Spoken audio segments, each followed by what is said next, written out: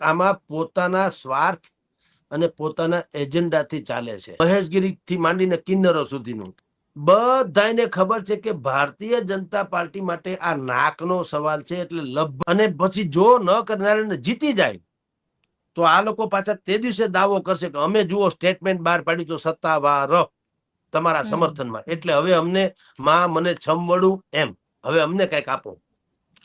મહેશગીરી જે સ્વયંભૂ અત્યારે પ્રગટ્યા એને આમ જુઓ તો કાંઈ કોઈએ કીધું નથી. મહેશગીરી બાપુ જે છે એનામાં સાધુતાના લક્ષણો ઓછા અને આ જાહેર જીવનના એટલે કે પોલિટિકલી લક્ષણો વધુ છે. આજની તારીખે એ પોતાનો દબદબો જતાવવામાં કોઈ કચાશ છોડતા નથી.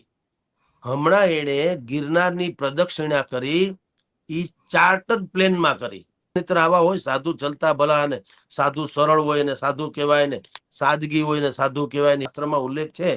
એને મહેશગીરી બાપુ કાંઈ લેવા દેવા નથી. પણ હવે ઋતબો દખાવો છે. બીજા ન્યા બાકીના જેટલા ગિરનાર પંથક કે જુનાગઢ પંથકમાં જેટલા પણ આશ્રમો વગેરે છે એ બધાને ઓહો ચાર્ટર્ડ પ્લેનમાં તો એને યાત્રા કરી એટલે બાપુને બોલાવ્યા ન થાય એમ. બાપુ હજી હાંડ છે એમ. ટૂંકમાં ઋતબો દબદબો જુનાગઢ પંથકમાં જ એની મોટા ભાગની જગ્યા છે ને વિવાદાસ્પદ છે.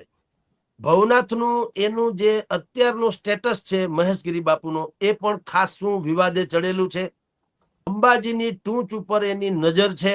ધાર્મિક અનેક જગ્યાઓમાં એની સામે લેન્ડ ગ્રેબિંગના કેસ થાય એટલી હદે દબાણની વાતો છે મહેશગીરી બાપુએ. ત્યાં રાણપુરથી 4 કિલોમીટર દૂર છોડવડી નામનું ગામ છે.